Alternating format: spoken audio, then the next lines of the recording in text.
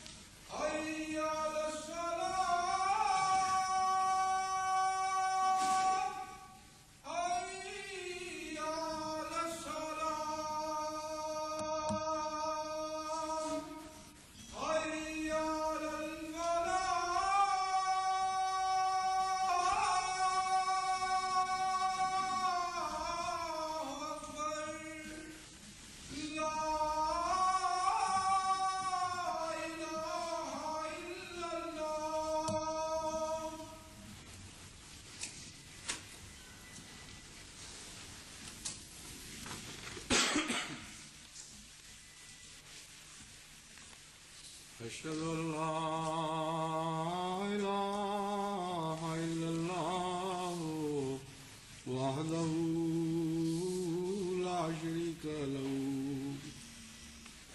وأشهد أن محمدا عبده ورسوله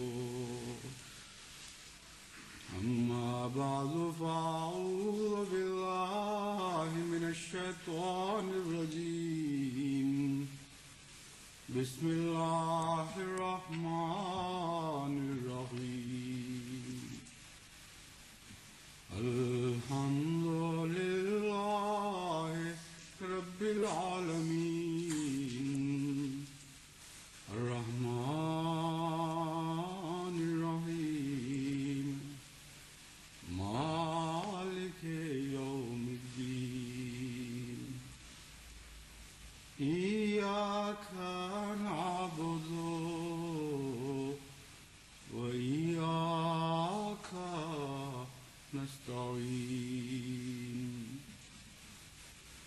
اهدنا الصراط المستقيم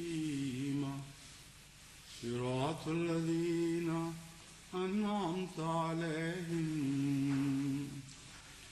غير المغضوب عليهم ولا الضالين.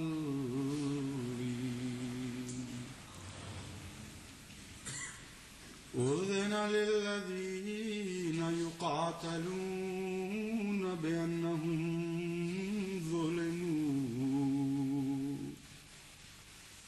وإن الله على نصرهم لقدير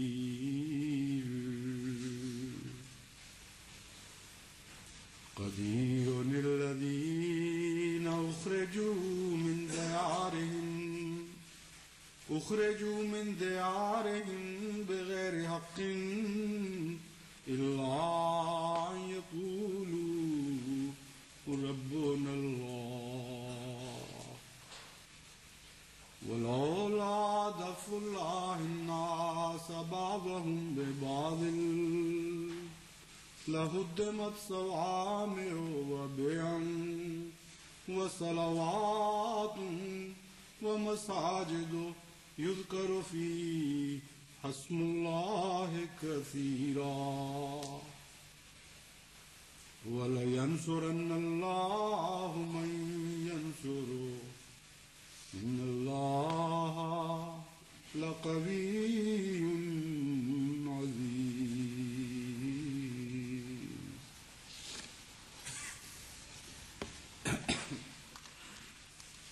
حکومت پاکستان کی طرف سے قرطاس ابیض میں جو حضرت اقدس مسیح موعود علیہ السلام کے خلاف بہتان لگائے گئے ہیں اور الزام تراشیوں سے کام لیا گیا ہے،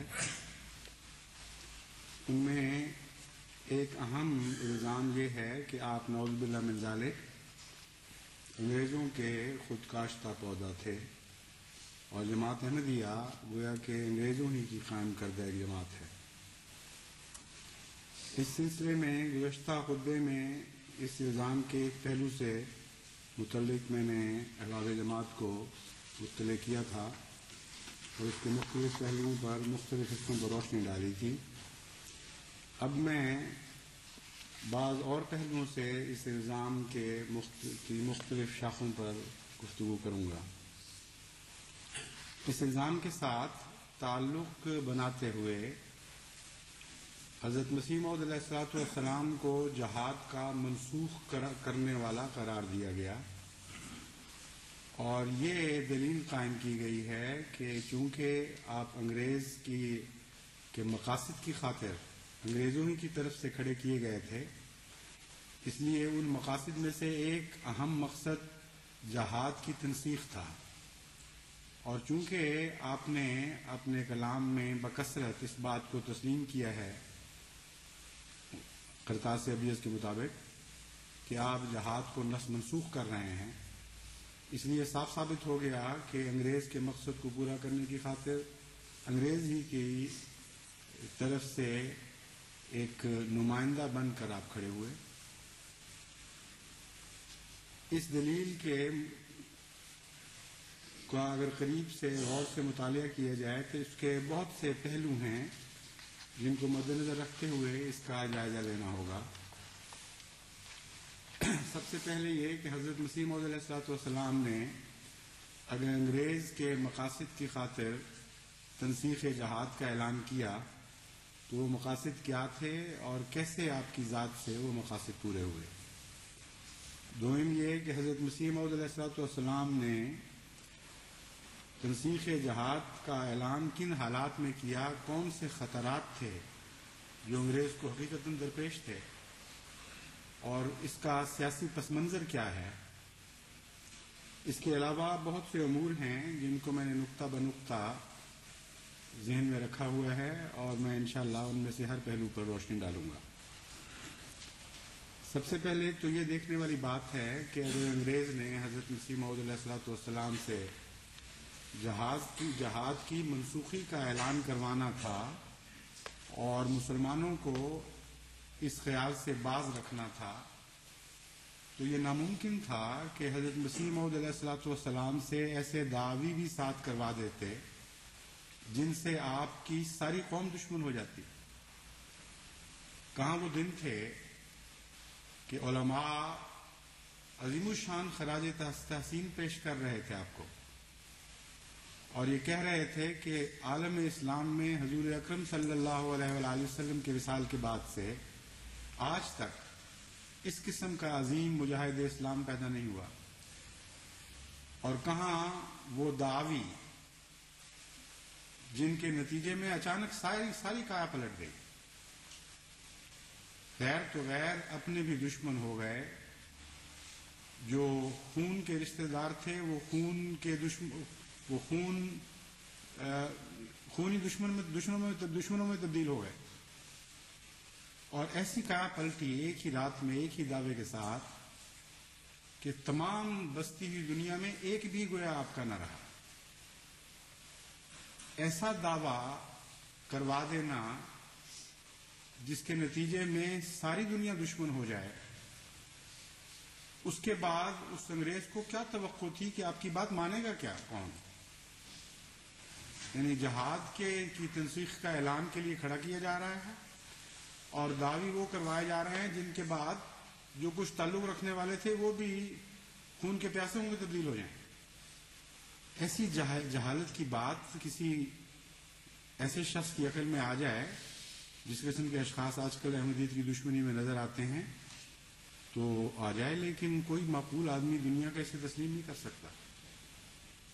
اپنا خدا مروا لیا ان کے ہاتھوں، یعنی مصنوعی خدا، اور نبوت یعنی امتی نبوت کا دعویٰ کروا کے تمام مسلمانوں کو اپنا دشمن بنا دیا، ان کا دشمن بنوا دیا. حضرت گرو بابا نانک کے متعلق اعلان کر کے ان تمام سکھوں کو دشمن بنا دیا جو پنجاب میں ان کے بستے تھے. آریوں سے ٹکر لگوائی اور سارے آریہ سماج کو دشمن بنا دیا. سناتن دھرمیوں سے ٹکر دلوائی اور سارے سناتن دھرمیوں کو دشمن بنا دیا.